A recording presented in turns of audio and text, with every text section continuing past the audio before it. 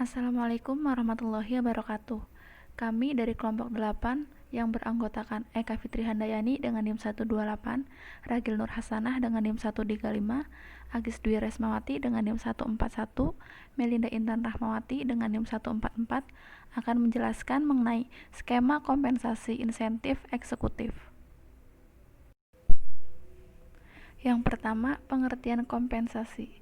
Menurut Robert N. Anthony dan Vijay Govindarajan menyebutkan bahwa dari 3 jenis komponen kompensasi yang diterima seorang manajer, yaitu 1. Gaji, 2. Tunjangan-tunjangan dalam bentuk natura seperti pensiun, kesehatan, dan lain-lain, dan kompensasi insentif. Maka komponen yang ketiga adalah berhubungan erat dengan pengendalian manajemen. Menurut Bejo Siswanto, kompensasi adalah imbalan jasa yang diberikan perusahaan kepada tenaga kerja karena telah memberikan sumbangan tenaga dan pikiran demi kemajuan dan kontinuitas perusahaan dalam rangka mencapai tujuan yang telah ditetapkan baik dalam jangka pendek maupun jangka panjang. Menurut Handoko, kompensasi merupakan pemberian bayaran finansial kepada karyawan sebagai balas jasa atas pekerjaan yang telah dilakukan dan sebagai motivasi pelaksanaan kegiatan di waktu yang akan datang. Menurut Malayu, kompensasi merupakan semua pendapatan yang berbentuk uang, barang langsung atau tidak langsung yang diterima karyawan sebagai imbalan atas jasa yang telah diberikannya kepada perusahaan. Menurut Scott, kompensasi eksekutif merupakan sebagai suatu kontak keagenan atau perjanjian antara perusahaan dan manajer yang bertujuan untuk menyelaraskan kepentingan pemilik perusahaan dan manajer dengan memberikan kompensasi kepada manajer yang didasarkan pada satu atau lebih pengukuran kinerja dalam mengoperasikan perusahaan. Kompensasi biasanya diberikan berdasarkan laba yang dicapai perusahaan. Maka logis bila direksi yang kompensasinya didasarkan pada tingkat laba akan melakukan tindakan memanipulasi laba perusahaan untuk meningkatkan kompensasinya. Menurut Murphy, terdapat 4 bentuk kompensasi bagi eksekutif. Yang pertama, gaji pokok. Yang kedua, bonus tahunan yang biasanya dipengaruhi dengan kinerja keuangan. Yang ketiga, opsi saham. Yang keempat, insentif jangka panjang dalam berbagai bentuk baik stock plans maupun bonus. Paket kompensasi dari seorang manajer terdiri dari 3 komponen. Yang pertama, gaji. Yang kedua, benefit. Biasanya, selain berbentuk dana pensiun dan manfaat kesehatan, juga berbagai bentuk penghasilan tambahan lainnya. Yang ketiga, kompensasi insentif. Rencana kompensasi insentif bisa dibagi menjadi 2 bagian, yaitu yang pertama, rencana kompensasi jangka pendek yang diberikan berdasarkan prestasi tahun yang bersangkutan, biasanya diberikan dalam bentuk kas. Yang kedua, kompensasi insentif jangka panjang yang didasarkan pada harga saham biasa perusahaan. Biasanya tidak mesti berupa kas, tetapi berupa hak untuk membeli saham perusahaan. Rencana insentif jangka pendek. Pada rencana ini, pemegang saham memilih formula yang dapat digunakan untuk mencapai jumlah total bonus yang bisa dibayar pada kelompok yang berkualifikasi dari pegawai pada tahun yang diberikan, yang disebut bonus pool. Beberapa metode penentuan bonus pool diuraikan sebagai berikut. Yang pertama, metode paling sederhana adalah membuat formula bonus dengan menentukan persentase tertentu dari laba. Rumusnya, dana bonus sama dengan X% dikali laba bersih. Yang kedua, metode bonus didasarkan pada persentase tertentu dari laba setelah tingkat laba per saham atau EPS minimum tercapai. Rumusnya, dana bonus sama dengan X% dikali buka kurung laba bersih dikurangi total EPS minimum tutup kurung.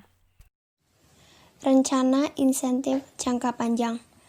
Kompensasi insentif jangka panjang dihubungkan dengan nilai harga saham di pasar modal.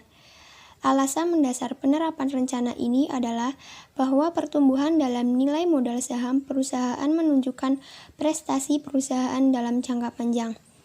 Ada beberapa tipe rencana seperti ini. Yang pertama, stock option. Kedua, phantom stock. Ketiga, stock appreciation rate. Keempat, performance share.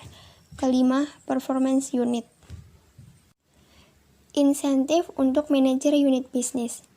Tipe insentif. Yang pertama, penghargaan keuangan. Yang kedua, penghargaan sosial dan psikologi. Ukuran relatif bonus terhadap gaji. Yang pertama, upper cut-off. Kedua, lower cut-off. Kemudian terdapat bonus atas dasar. Yang pertama, laba unit usaha. Yang kedua, laba perusahaan. Yang ketiga, kombinasi laba unit usaha dan perusahaan. Pendekatan ketentuan bonus. Yang pertama, atas dasar formula. Yang kedua, subjektif. Dan yang ketiga, kombinasi atas dasar formula ataupun subjektif.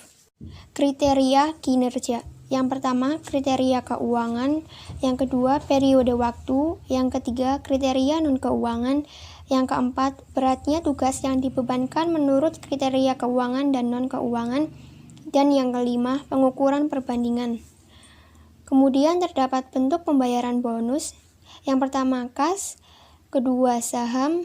Ketiga, stock option. Keempat, patent stock. Dan yang kelima, performance share. Hubungan keagenan atau prinsipal agent dan kompensasi manajemen konsep. Suatu hubungan keagenan ada jika satu pihak prinsipal menyewa pihak lain. Dimaksud membutuhkan prinsipal untuk mendelegasikan beberapa otoritas pembuatan keputusan kepada agen. Ada dua bentuk hubungan keagenan. Pertama, adanya kesepakatan di mana pemilik ataupun pemegang saham suatu perusahaan menyewa chief executive officer. Kedua, adanya persetujuan di mana CEO perusahaan bertindak sebagai prinsipal dan menyewa suatu bagian atau divisi.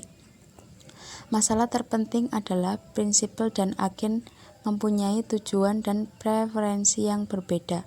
Preferensi yang berbeda bisa dikurangi melalui kontrak intensif. Perbedaan tujuan antara prinsipal dan agen. Teori agen mendasarkan pada semua individu bekerja sesuai kepentingan sendiri. Perbedaan lainnya adalah preferensi risiko. Teori agen mendasarkan pada asumsi bahwa manajer lebih suka kekayaan dikurangi, tapi utility marginal ataupun kepuasan menurun setelah harta terkumpul. Agen pada dasarnya, kekayaan ada padanya tergantung pada keberuntungan perusahaan. Kekayaan ini terdiri dari kekayaan keuangan modal pribadi. Modal pribadi di sini adalah nilai manajer yang ditetapkan oleh pasar. Sekian presentasi dari kelompok kami. Bila ada kata yang salah, kami mohon maaf yang sebesar-besarnya. Wassalamualaikum warahmatullahi wabarakatuh.